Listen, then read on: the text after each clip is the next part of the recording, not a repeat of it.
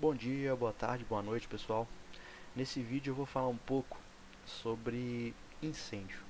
O que é um incêndio, né? Quais são os itens que a gente tem aí para combater um incêndio, como funciona tudo isso. Por quê?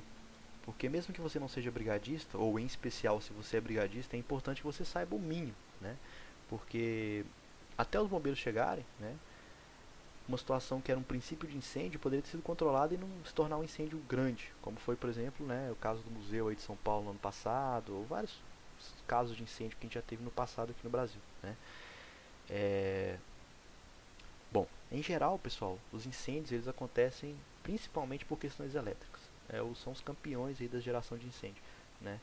Um curto-circuito, etc. Aí, né? Pela história a gente vê que a maior parte dos incêndios foram causados nesses momentos. Então é importante que a gente tenha muito cuidado, né, no manuseio de elétricos nos ambientes de trabalho, né, não utilizar equipamentos que puxem muita energia sem saber se aquela tomada, né, ela pode ser utilizada para tal, né, um forno, é, aqueles, é, aqueles equipamentos que esquentam água, né, o famoso rabo quente. Então assim, é importante que você sempre se certifique com a infraestrutura, né, se é possível utilizar aquela tomada para tal, evitar sobrecarregar a tomada, né? Porque só assim a gente consegue evitar incêndio no hospital, né? É, que vai ser que assim, se acontecer, né, é algo muito crítico, porque a gente tem pacientes que têm que ser removidos, né? Então é uma situação muito delicada. Então, o ideal é a gente, né, como sempre, como em tudo na segurança do trabalho, pessoal, o ideal é a gente trabalhar na prevenção, né? Então vamos falar um pouquinho aqui sobre, né, prevenção de incêndio. Bom, o fogo, né? O que é o fogo, pessoal? É uma reação química com desprendimento de luz e calor, né? Esse é o conceito básico aí do fogo, né? E para que haja fogo, a gente tem que ter três elementos básicos, né? O material combustível, que é o que? Aquele plástico, aquela madeira, é, aquele químico, né? Aquele líquido inflamável. O material combustível. O calor, que vai ser a fonte de ignição, né? Um fósforo, um cigarro. Por isso também a gente tem aí o risco das pessoas que fumam no hospital, né? Não só é algo proibido no ambiente hospitalar, como também é uma fonte de gerador de calor, né? Pode cair aí próximo à tubulação de gás, uma bituca de cigarro, né? Tudo isso são fontes de calor que podem gerar o fogo. E o comburente, né? Que é o oxigênio, né? Então a gente precisa desses três elementos para se ter o fogo, né? São os elementos básicos aí que formam o triângulo do fogo. Qualquer um desses elementos que for afastado, né? O fogo acaba, né? Se não tem material combustível, não tem fogo. Se não tem calor, não tem fogo. Se não tem comburente, não tem fogo. Por isso que a gente chama isso de triângulo do fogo, né? É muito importante a gente saber disso para depois a gente saber como que a gente vai apagar esse fogo, né? É... Bom, tendo calor, o combustível e o oxigênio, né? Tudo isso forma uma reação em cadeia, né? Que gera, né? Que gera o fogo, né? São reações que se processam durante o fogo, produzindo sua própria energia de ativação, né? Enquanto houver suprimento de combustível e material combustível para se queimar, né? Por isso que eu falei que esses três itens são fundamentais. Eles geram uma reação em cadeia que provoca o fogo e vai mantendo ele, né? Tudo isso é a partir de uma reação química em cadeia. Então, sabendo disso, a gente tem alguns métodos para extinguir um incêndio, né? O primeiro método é o abafamento, né? Tá pegando um fogo em algum lugar ali, nós vamos entender quais os tipos de fogos vão ser extintos de qual forma, né? Mas o abafamento é o que? Retirar o oxigênio, retirar o comburente. Se a gente não tem um comburente para queimar, ele para. É igual aquela vela que você tem em casa, faz aqueles testes aí, né? Coloca um copo em cima da vela, a vela vai apagar, porque acaba o oxigênio. Então uma forma é o abafamento, né? O ar possui aí, né, 21% de oxigênio, né? Então o ideal é a gente extinguir isso aí para conseguir, para conseguir a extinção do incêndio, né?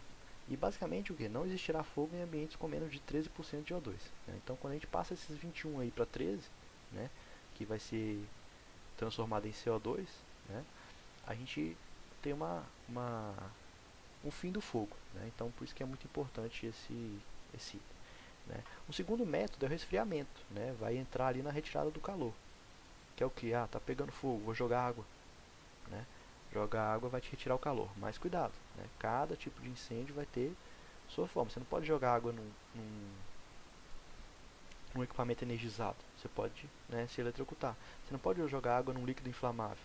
tem um tambor de gasolina pegando fogo, eu vou jogar água lá. Não, não vai apagar o fogo, né? Por isso que a gente vai ver os métodos específicos para se apagar o fogo, né? O tipo de fogo em específico, né? E o terceiro método de extinção é tirando o material combustível, né? Você está pegando fogo ali em uma cadeira, tem uma cadeira próxima e tal, eu já vou tiro aquele material, né? A retirada do material combustível, né? Do ambiente incendiado. Isso vai fazer com que reduza, né, o incêndio e se extinga com algum tempo, né? Bom, um outro item importante quando a gente fala de incêndio é a transmissão de calor. Como que esse calor pode chegar a algum local inflamável, né? A gente tem três formas, né? Condução, convecção e irradiação. São as três formas aí de transmissão de calor, né? A condução é o tipo de transmissão de calor que transmite a temperatura molécula a molécula, né? É o que? É o contato. É você encostar a mão na panela, você vai se queimar, né?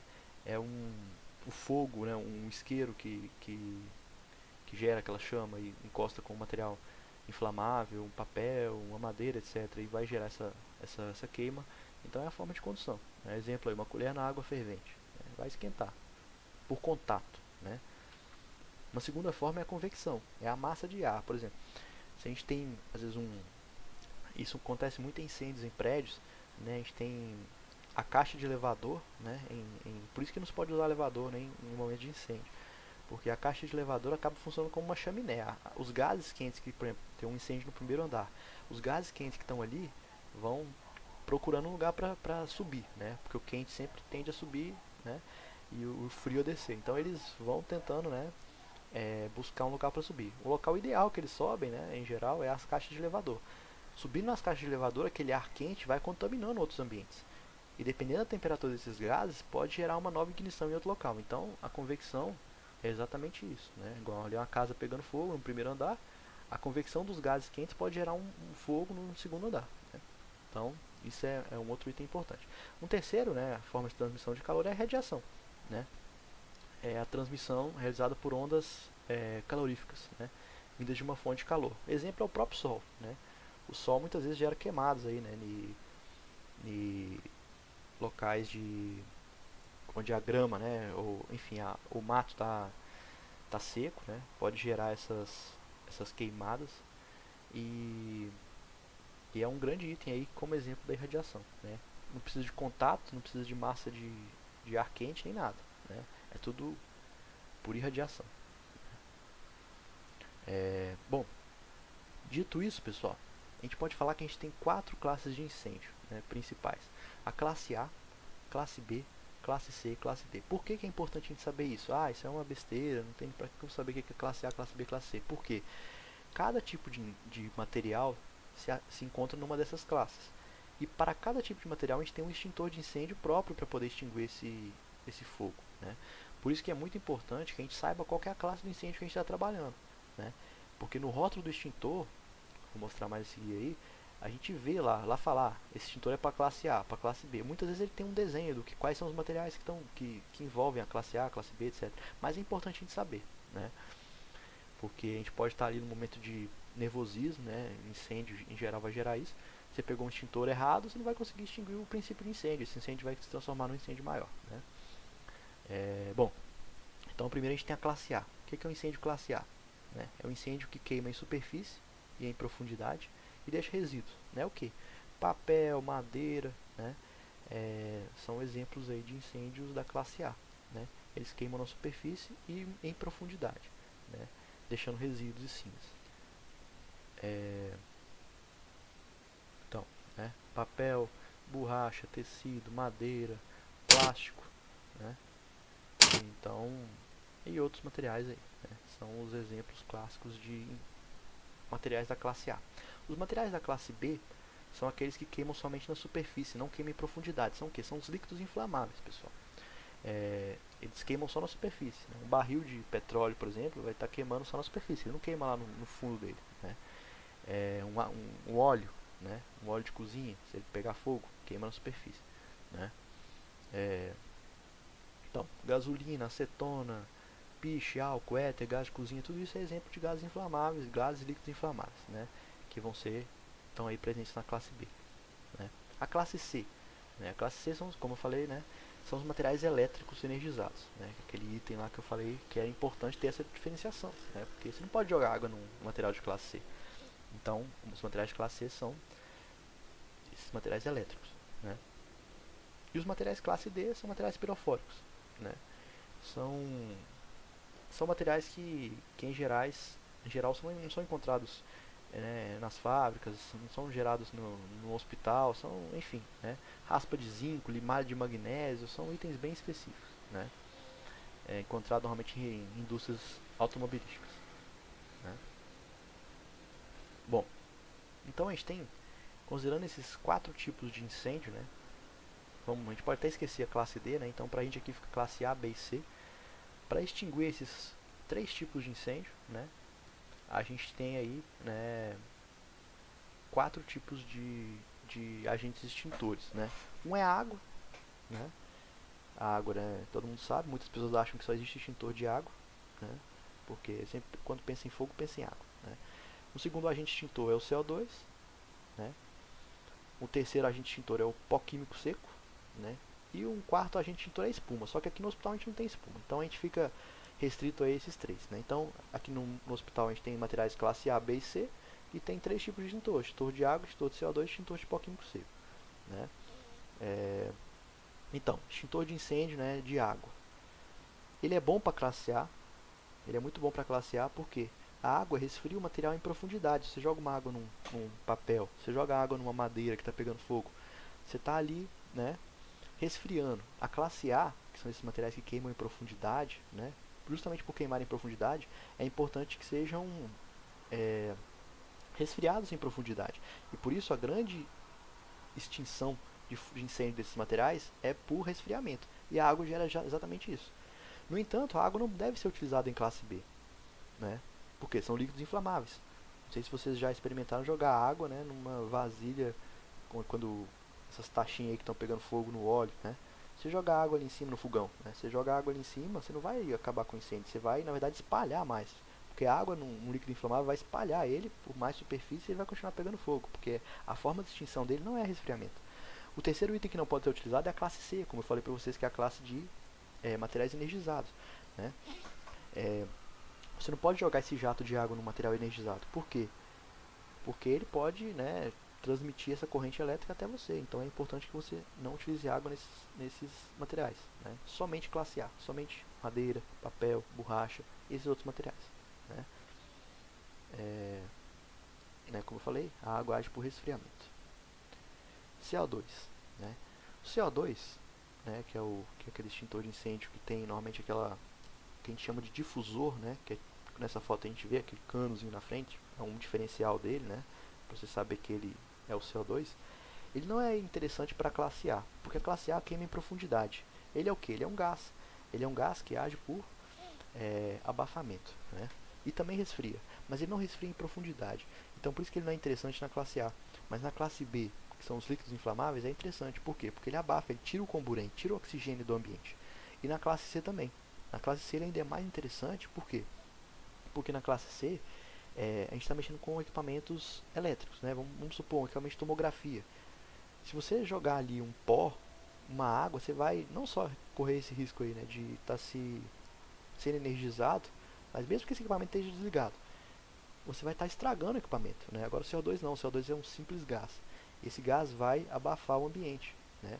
Então ele age por abafamento e ele é muito interessante para a classe C, principalmente, que são os elétricos, né? Os materiais elétricos, porque ele não vai estragar o material, ele não vai te dar o risco de ser energizado pela corrente elétrica e ele vai resolver o problema, né? O grande risco que a gente tem com esse gás aí, quando a gente está usando em locais muito fechados, né, é o risco para você mesmo, porque como eu falei, o CO2 ele vai dissipar o oxigênio do ambiente, né? Ele vai tirar o oxigênio do ambiente. A ideia dele é essa, tirar o comburente. E se você está lá dentro, né, combatendo um incêndio, você precisa de oxigênio. Então é importante que assim, se tome esses cuidados, né?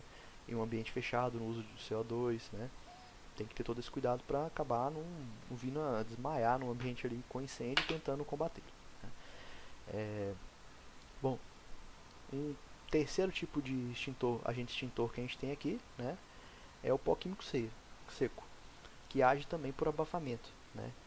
Ele o, o vasilhame dele, né, se parece muito com o da água, né? Ele pode ser o da água ali a gente tem 10 litros, né? Do poquinho seco a gente tem também do mesmo tamanho, esses vasilhames grandes, né, de extintor.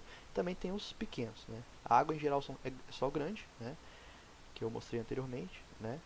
O extintor de CO2 ele também é grande, né? E tem o difusor na frente, e o pó químico seco pode ser grande, pode ser pequeno, tem vários tipos de peso, né?